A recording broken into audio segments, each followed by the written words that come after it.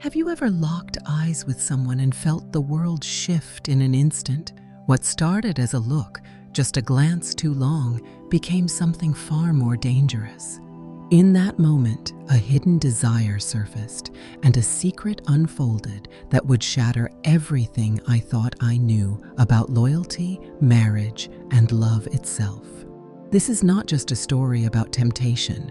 It's a story about choices, consequences, and the betrayal that changed my life forever. Hi everyone, I'm Jessica, the storyteller on the Adult Women's Tales channel. Here, I'll share stories about love, conflicts, betrayal, and infidelity within families. These stories offer a deep look into relationships and the challenges families face. Stay tuned and explore with me. If you love emotional stories and want to uncover the hidden secrets in families, don't forget to like, subscribe, and turn on notifications so you won't miss any of our videos. He was looking again, not merely a quick look, gazing, obsessed, gaze down. And desires glimmering. Brian had completely stopped pretending. I lingered in the hallway, the morning sun streaming over me through the loosely fastened robe. I had just exited the bathroom when I noticed him at the foot of the stairs, feigning interest in his phone. Yet the expression in his eyes revealed a different narrative. They had their eyes fixed on me, not my face. Those aren't my words. For several weeks now, I ought to have turned. I ought to have concealed myself. Yet I remained in that spot and allow him to observe. My heart pounded, never with fear, with strength. That morning, I came to a realization. He had been observing me in that manner for weeks, yet I had never revealed to him that I was aware of his presence. I was aware of that. For the first time, I was curious about what might unfold if I allowed him to continue watching and provided him with something truly captivating. However, what unfolded afterward was never solely about desire. It delved further, excessively profound, and it took away something I can never reclaim. I want to take a moment to express my heartfelt gratitude to all of my incredible subscribers. We appreciate your support for this channel. Your feedback, your engagement, your support, they are everything. To all my new and returning viewers who haven't subscribed yet, I'm excited for you to click that subscribe button. This is what sustains the vitality of this channel. Don't forget to drop a comment, share your opinions, and hit that like button if this story captivates you. Now, let's return to that morning and the man who would completely change my life. Brian was the younger brother of my best friend. 5 years younger, to be precise. 35, delightful, courteous, recently divorced. He had settled into our basement suite 2 months prior, simply attempting to regain his footing. My husband, Ron, hardly paid attention. He was deeply immersed in his job, the stock market, and his solitary moments in the garage. It had been almost 7 months since Ron had laid a hand on me. He mentioned that he was feeling tired. I ceased my inquiries. The quietness that lingered between us had turned into a habit. Brian, in contrast, began with a tone of respect. Quite overly respectful, to be honest. Yet, small moments started to slip in. Your hair looks absolutely stunning. Maintaining eye contact for a moment beyond what feels comfortable. Next came the gazes, whenever Ron's gaze was elsewhere or vanished. Initially, I dismissed it. I convinced myself it was just my imagination. Yet, beneath the surface, I sensed it. The excitement, that spark I believed had faded away. One evening, following a lengthy soak, I found myself before the mirror, clad solely in a towel, and I came to a realization that sent a chill down my spine. The following day, I brewed coffee while dressed in a snug tank top. No bra. Let your hair flow freely, gentle movements, acting as if tidying up, acting as if she was unaware of his presence in the doorway. However, I did. His breath shifted. His hands tightened around the cup. As I turned around gradually and met his gaze, a smile spread across my face. He quickly averted his gaze, feeling a flush of embarrassment, yet there was no sense of shame. Absolutely not Brian. Something deeper lurked behind those eyes. In that instant, I realized he desired something deeper than a mere glance. However, I was unaware. I had opened a door that neither of us could figure out how to shut. There's an allure that's hard to resist when it comes to being noticed, not merely observed, but truly recognized. And Brian, he gazed at me as if I were the only woman remaining in existence. Following that morning in the hallway, everything shifted. I began exploring the boundaries, a pair of shorts that fit a bit snugger than normal, a silk robe that always seemed to remain slightly ajar. I would lean forward slowly to pick something up from the floor, but only when he was nearby, and each and every time I could sense it.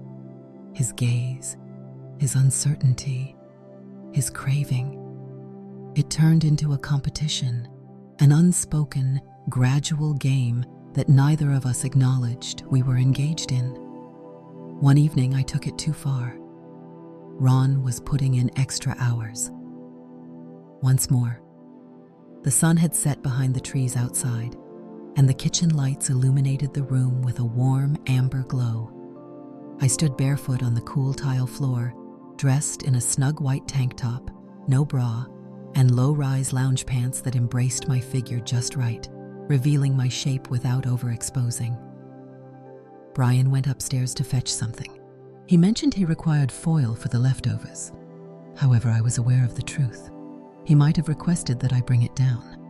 Rather, he stayed on. He rested against the fridge while I feigned a search through the drawers, subtly arching my back as I opened a cabinet. I sensed his presence lurking behind me, quiet, observing. My heart thumped loudly in my ears. At last, I spun around, gently. His gaze fell before he could control it, landing directly on my chest. I noticed the color rising in his neck when he understood that I had seen him. I moved in closer. Not a lot, perfectly sufficient. "Have you located the foil?" I inquired, my voice barely above a whisper. He gave a nod, yet he remained silent. Our gazes locked, and this time he held my stare. They were shadowy, in dire need, managed, yet just on the edge. I could see everything, all of it, right there on his face. He desired me, and in that fleeting moment I decided. He gasped, so did mine. And then I let it fall, just as simple as that. His jaw tightened. He stepped closer, his hand shifting, nearly brushing against me. However, he came to a halt. His fingers lingered in the air for a brief moment before he retracted them. "I need to leave," he stated. His voice was raspy, snug. He turned and strolled out, but not hurriedly, calm and composed. It was as if he had to escape before anything went wrong. What's even more frustrating, I wished for him to remain. That night, the weight of guilt crashed down on me. Difficult. I lay in bed next to my husband, Ron, who was snoring softly and blissfully unaware, while I gazed up at the ceiling. What on earth was I thinking? I was a wife. I had taken vows. I had created a life. Yet all of that faded away when Brian gazed at me in that way. The following day, I steered clear of him. I required some distance. I required some clarity for my thoughts. Yet destiny, or perhaps a more sinister force, had different intentions. That night, the rain fell, difficult. The wind rattled the windows. The lights flickered a couple of times, prompting me to head down to the basement to see if there was any water leaking in. Earlier that week, Brian had brought up some dripping sounds. I put on a hoodie, keeping it low-key this time, and headed downstairs. He was present, without a shirt, moisture shimmering on his body. It seems like exercising. He was hitting a bag that he had suspended in the corner of the basement. His chest expanded and contracted with every breath, his muscles tight and defined. He came to a halt when he noticed me. "Is everything all right?" he inquired, taking a towel and drying off his neck.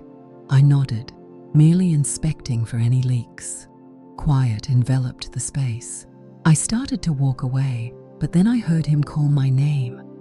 Margaret. I stood still. He approached me from behind, gradually. The warmth of his body was palpable next to me. "I don't want to disrespect you," he murmured, his voice just a soft breath. "Yet you remain on my mind constantly." Concerning the actions you are taking towards me, I pivoted to confront him. We shared a gaze. Something within me broke. The control, the dread, the remorse. Everything fell apart. I extended my hand towards him, then I softly spoke, then ceased all thoughts and demonstrated to me. And at that instant, he did. A kiss that swept you away, leaving you unaware of your surroundings and who you were meant to be. Yet, as our bodies intertwined in the faint glow of the basement, a chilling realization reverberated in my thoughts. We have just crossed a boundary, and there was no turning back. It happened more than once. That night in the basement extended into 3 additional nights, then 5. At that point, I ceased to keep track. Whenever Ron was away on work trips, late nights, or conferences, Brian would show up. At times it was pure, a film, a beverage, a lingering touch that evolved into something deeper. Yet at times, it was anything but innocent. Early mornings when I would quietly enter his room downstairs before dawn and slip away, just as the birds started to chirp. Each moment seemed increasingly perilous, even more captivating, like flames touching brittle foliage. It was just a question of when, and then it occurred. One afternoon, I entered the laundry room to fold some towels. I had just wrapped up my stealthy exit from Brian's room 20 minutes ago. My body was still vibrating, my lips remained puffy. I believed there was still time left, yet something felt amiss. Ron arrived home ahead of schedule, perched at the kitchen table. His briefcase lies on the floor. His expression was devoid of emotion, very empty. "Where have you been?" he inquired without raising his gaze. I took a moment to stop. "Washing clothes." He gazed at me, then pierced right through me, chilly. "Void. I noticed you."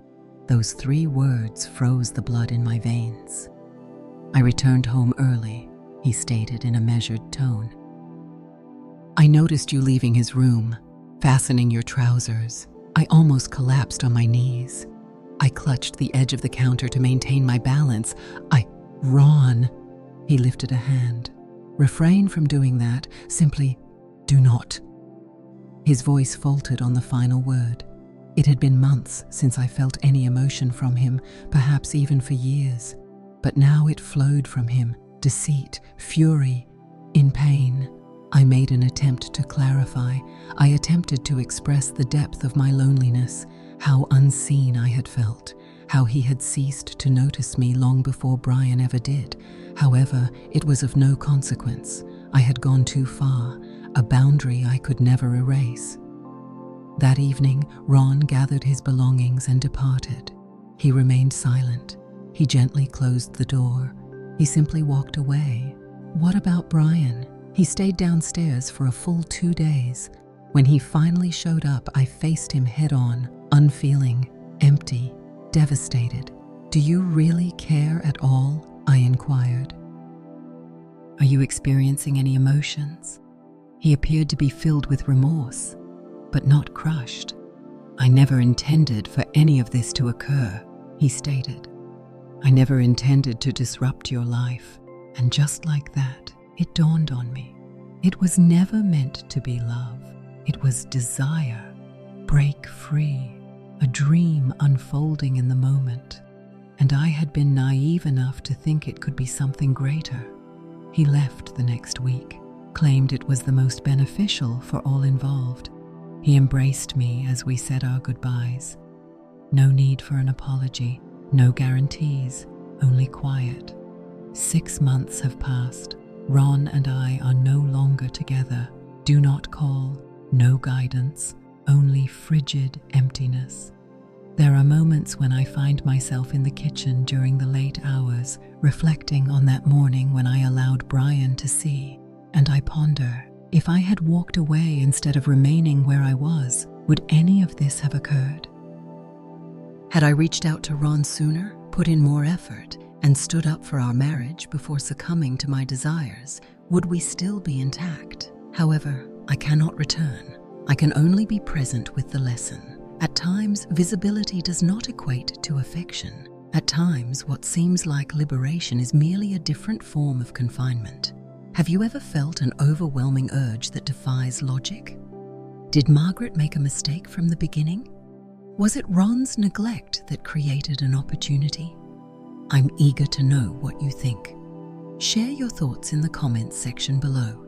If this story resonated with you, please give it a thumbs up and remember to subscribe to this channel. Your backing ensures these authentic narratives continue to flow. Keep in mind that each decision carries its own outcome.